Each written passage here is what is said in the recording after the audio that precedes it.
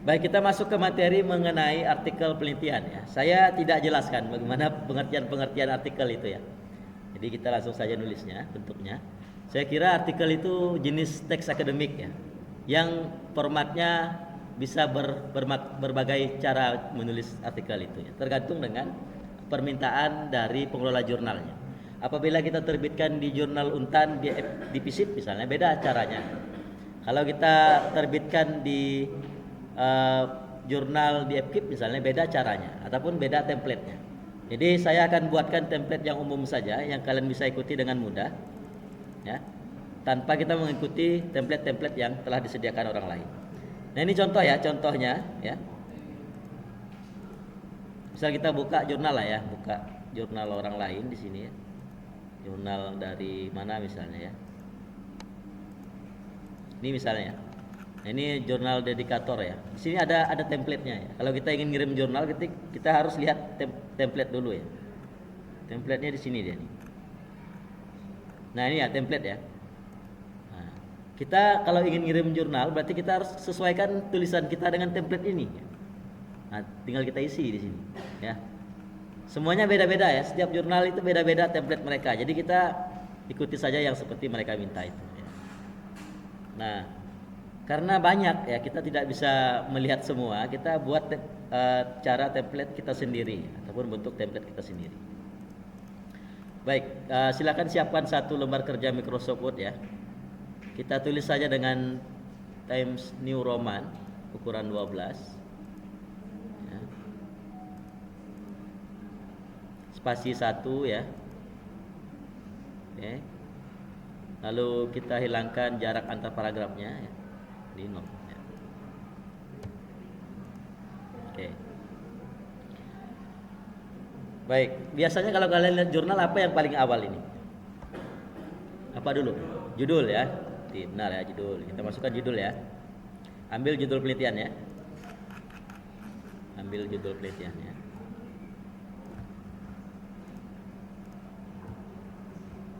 Oke. Samakan saja ya.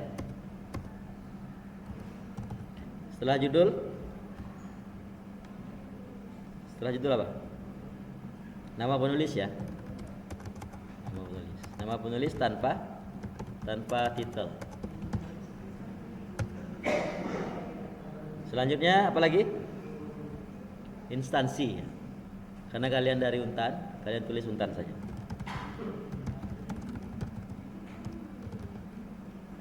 Lalu masukkan email.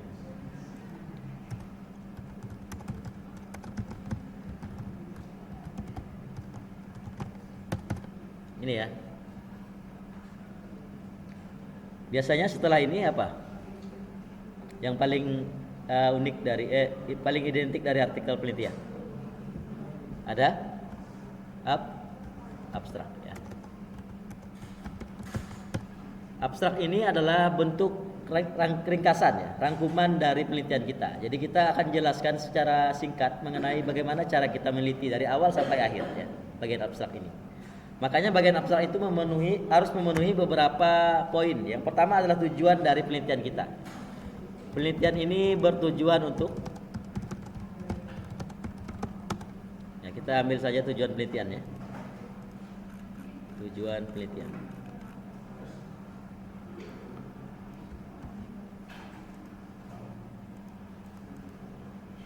Penelitian ini bertujuan untuk mana tadi?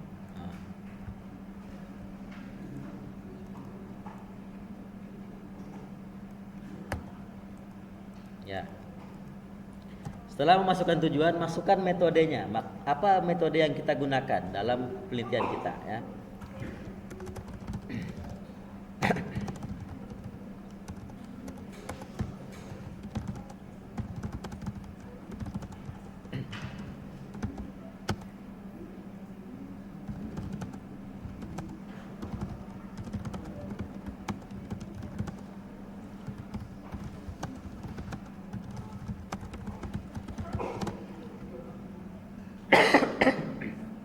Ya. Kalimat ini kita masukkan jenis penelitian kita ya, jenis penelitian dan sumber jenis datanya. Apa data penelitian kita? Ini tujuan, ini jenis penelitiannya. Kalau jenis penelitiannya kuantitatif, maka tulis kuantitatif, gitu ya, dan lain sebagainya. Lalu ini apa datanya? Datanya sesuaikan saja, datanya sesuai dengan data yang kita ambil. Setelah itu kita jelaskan juga. Ya, silakan. Masukkan juga sumber datanya yang diambil dari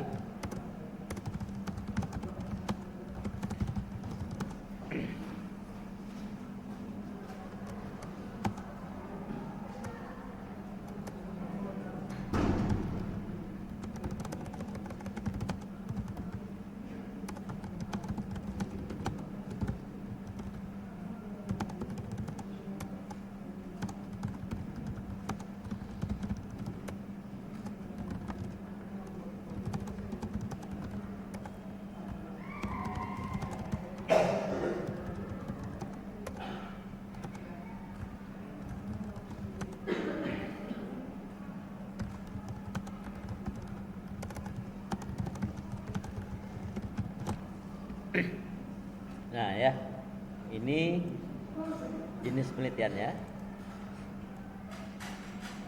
Ini mahasiswanya terlalu banyak ya.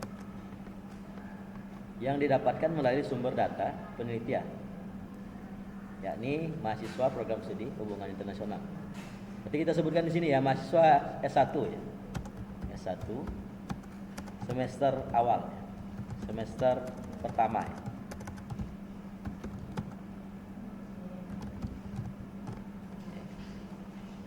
Universitas Tanjung Pura. Tahun 2023-2024. Yang berjumlah 7 orang.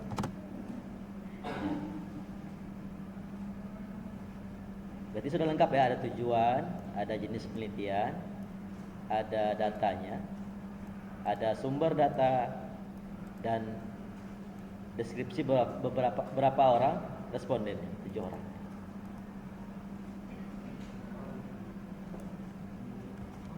Ya. Biasakan kalau di jurnal itu kan abstrak itu biasa pakai 2 bahasa ya. Ya. Inggris sama Inggrisnya. Ya. Kita harus pakai Inggris juga kan? Tergantung. Kalau ini tidak usah lah ya. Kalau di pengelola jurnal kadang ada yang hanya Inggris saja, ada yang Indonesia saja. Karena memang kalau Inggris mereka ingin orang-orang di luar itu. Tapi kalau memang kita masukin berarti bagi Inggris harus pakai style italik. Iya, italik ya. Karena ini dominan bahasa Indonesia, maka kita harus italikan semuanya ya. Ya. Iya, sesuaikan saja ya. Sesuaikan. Kayak Bapak itu opsional pakai 7 orang. Iya, opsional ya. Kalau metodologinya enggak opsional kan? metodologinya sepertinya enggak ya.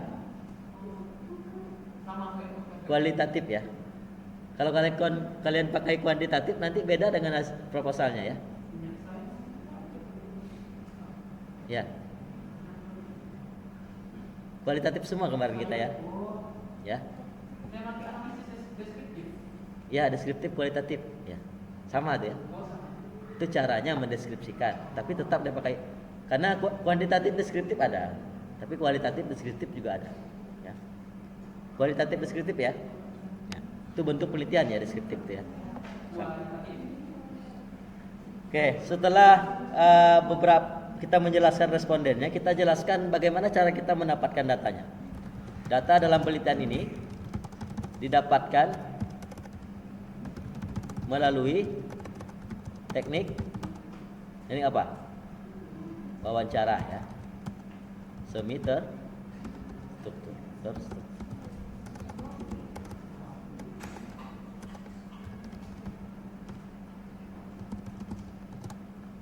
Ya, ini enggak opsional ya. Saya mohon samakan saja semuanya.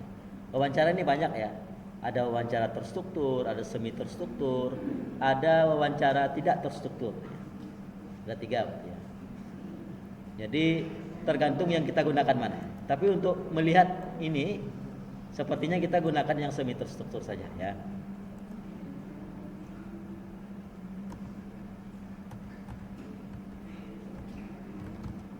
Setelah itu kita jelaskan juga teknik analisis datanya.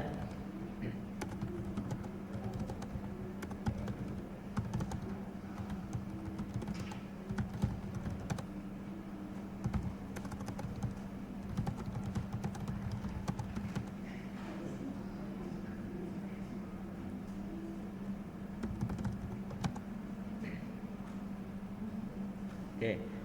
Ini sebenarnya hanya copy paste sebenarnya dari bentuk proposal tadi ya.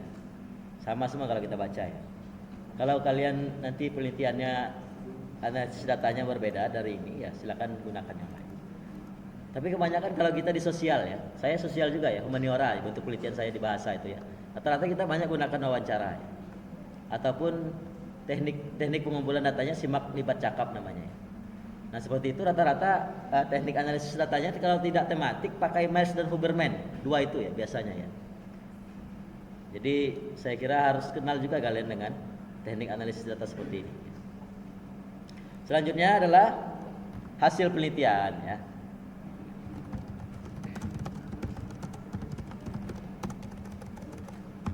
Karena kita masih belum menemukan hasil penelitiannya, silakan diberi tanda titik-titik saja ya. Karena kita belum selesai penelitiannya ya. Ya.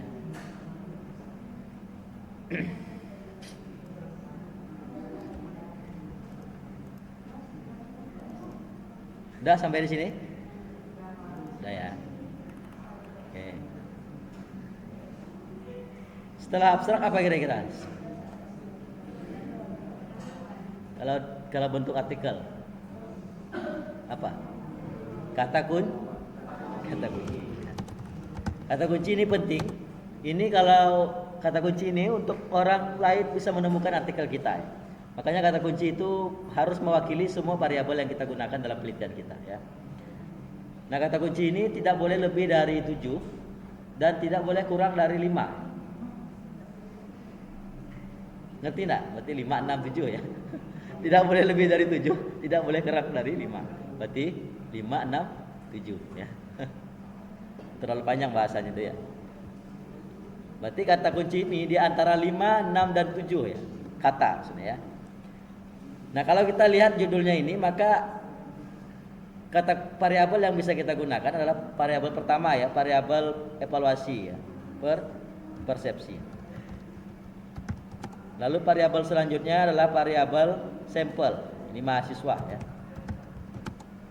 Variabel selanjutnya adalah variabel PI ya. PI berarti phenomena of interest, ada Turnitin. Ada teks akademik. Ya. Lalu ada plagiarisme seharusnya. Ya.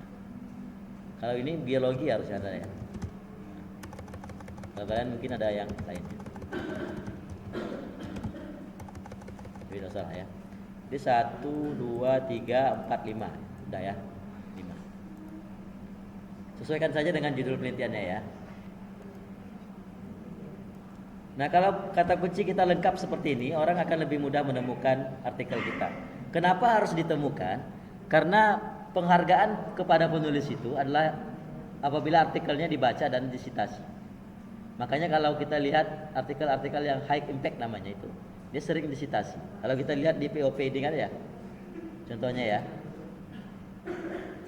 misalnya ini ya. Nah, kalau yang sering disitasi seperti ini, 39 kali disitasi, berarti dia high impact, tinggi nilai artikelnya ya. 39 kali disitasi. Lagi ya, misalnya. Nah, ini ya, 82 kali disitasi. Berarti penelitiannya sangat tinggi nilai impactnya. Ya, sangat akurat dan sangat tinggi. Orang itu suka gunakannya gitu ya. Ya. Ini Low dan Hawkes ya. Yang kita kemarin ini ya. Nah, ini ya. 92 ya. Karena dia mempunyai nilai citasi yang tinggi. Oke. Setelah itu pendahuluan.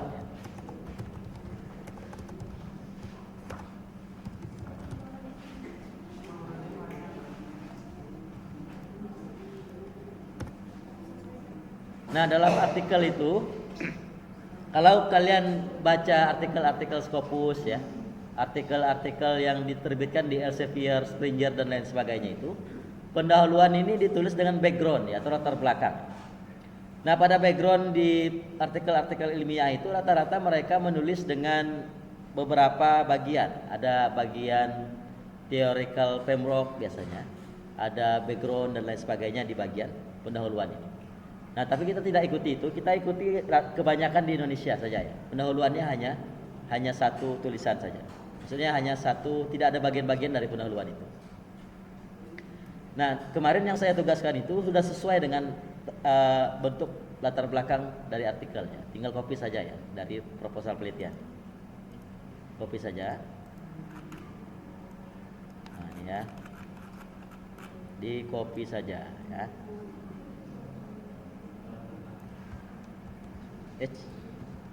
Di copy. Masukkan ke sini. Ya. Nah, pendahuluan di dalam artikel itu memuat kajian teori, ya, memuat latar belakang, memuat rumusan masalah, ya, memuat penelitian terdahulu, ya, memuat implikasi penelitian. Nah, sebenarnya kalau kita lihat itu adalah seperti yang kita tulis itu ya, latar belakang yang kita tulis kemarin. Kita juga memasukkan beberapa teori di sini ya. Kita juga memasukkan beberapa masalah ya, masalah ini ya. Kita juga memasukkan beberapa penelitian terdahulu ini ya, penelitian terdahulunya. Ya. Kita juga memasukkan implikasi penelitian dan gap penelitian. Sebenarnya sudah lengkap ya. Sudah lengkap yang kita buat kemarin. Tinggal di copy paste saja. Oke, ya. Lalu yang terakhir adalah metodologi penelitian atau metode penelitian. Metode ya. Sama metode tinggal copy saja dari proposalnya ya. Tinggal copy dari proposal.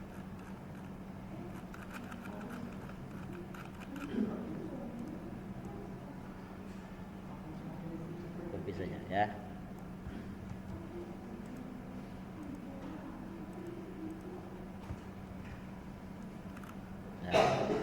Dah, namanya di sini, dah ya. Dah. Ya. Karena di artikel itu sangat dihindari penomoran, jadi kita hilangkan penomorannya ya. Artikel itu jarang ada penomorannya ya. Kalau mereka ingin membedakan sub, mereka hanya bedakan dengan tanda miring ya. Atau ini dibesarkan misalnya. Bukan dibesarkan, dibesarkan ya. Nah, gini ya. Nah, di sini ada sub gitu. Tapi kita tidak gunakan itu. Berarti dihilangkan saja sub bagiannya ya. Dihilangkan saja. Nah, ini penelitian deskriptif juga ya. Ya. Sama ya. Pak, kalau saya pakai yang tabel tidak apa-apa? Pakai. Ya. Tabelnya juga. Ya. Pakai ya. Tidak susah buat tabel lah. Enggak, maksudnya di proposal saya. Oh, di proposal Di apa? Itu Bapak ada tabel deskripsi responden itu. ya. Itu harus juga Pak, tapi gitu. Sebenarnya tidak perlu. Tidak perlu dimasukkan. Tapi kalau sudah dapat datanya perlu dimasukkan. Ya. Oke, tinggal gabungkan saja tadi kalimat-kalimatnya, hilangkan sub bagiannya ya. Ini hilangkan saja. Nah. Oke. Sudah ya.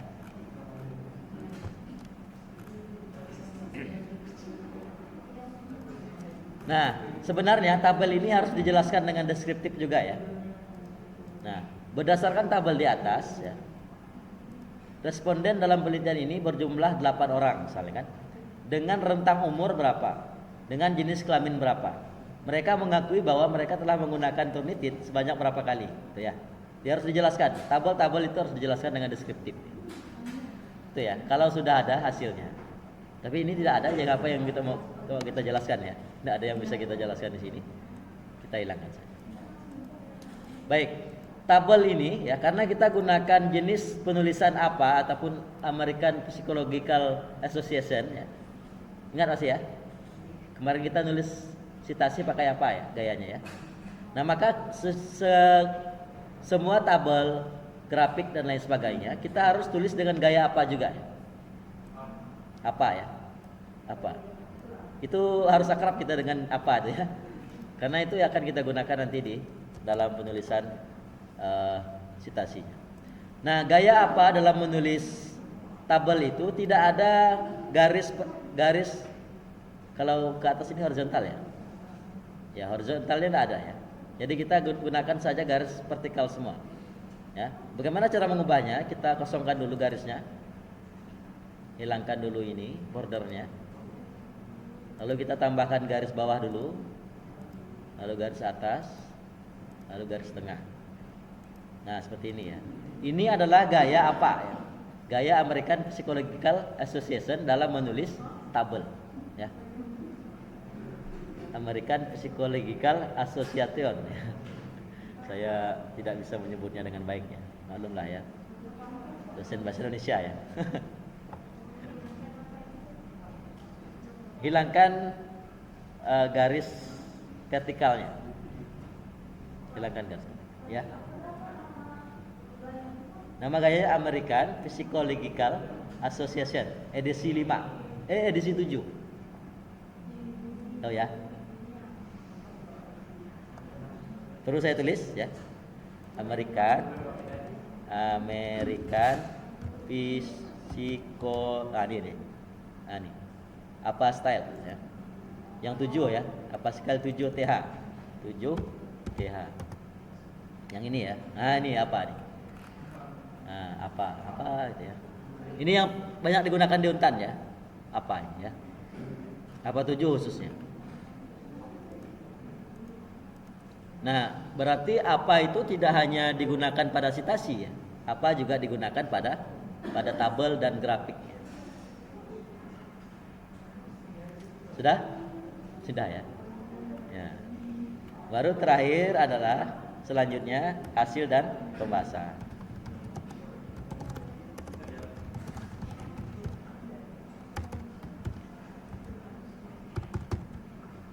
Nah, bagian hasil dan pembahasan ini ya adalah analisis data kita ya. Karena kita masih belum analisis data, maka kita tidak perlu isi ini. Tidak perlu isi. Kalau dari beragam jurnal yang saya ketahui, ada yang memisahkan antara hasil dan pembahasan. Begini ya. Kalau bahasa Inggrisnya result dan discussion ya, di sini. Nah, kita ambil mudah saja, kita campur saja hasil dan pembahasan. Baru terakhir adalah terakhir lagi ya, dari terakhir ya terus. Kesimpulannya. Udah, saran, lalu daftar pustaka.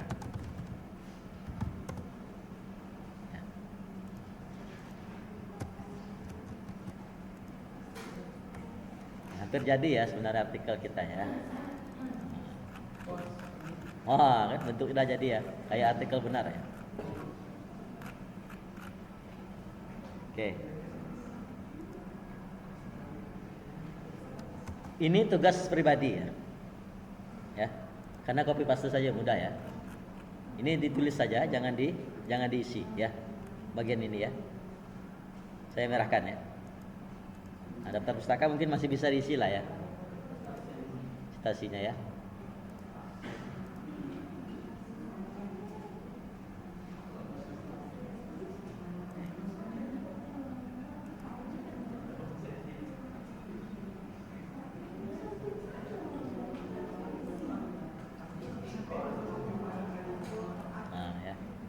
Nah, ini sangat tidak beraturan ya.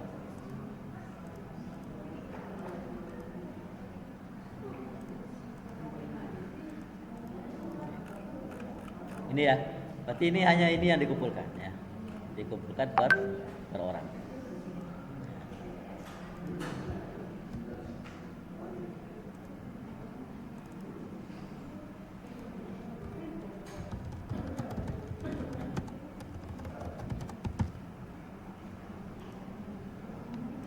Oke, ada pertanyaan ya?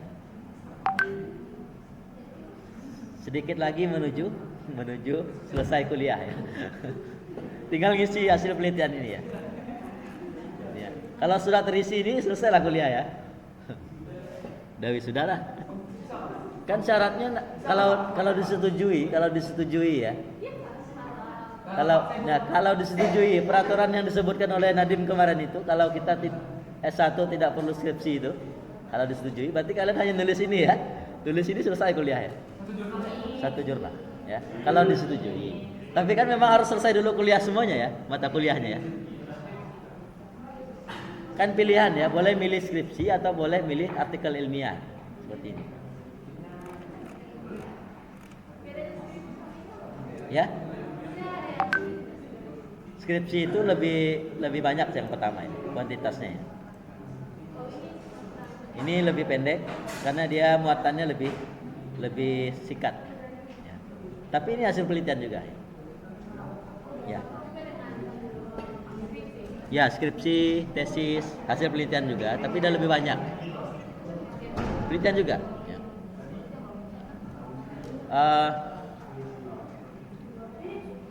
Yang menjadi hasil penelitian itu kan jenis-jenis, misalnya artikel penelitian itu jenis penelitian, skripsi, tesis, disertasi, monograf, referensi, itu hasil-hasil penelitian. Nah, hasil-hasil penelitian ini bisa kita ubah masing-masing, misalnya dari skripsi itu bisa berubah menjadi artikel, ya. Ya, skripsi lebih banyak karena ada format-format tertentu yang harus kita isi, harus kita lengkapi.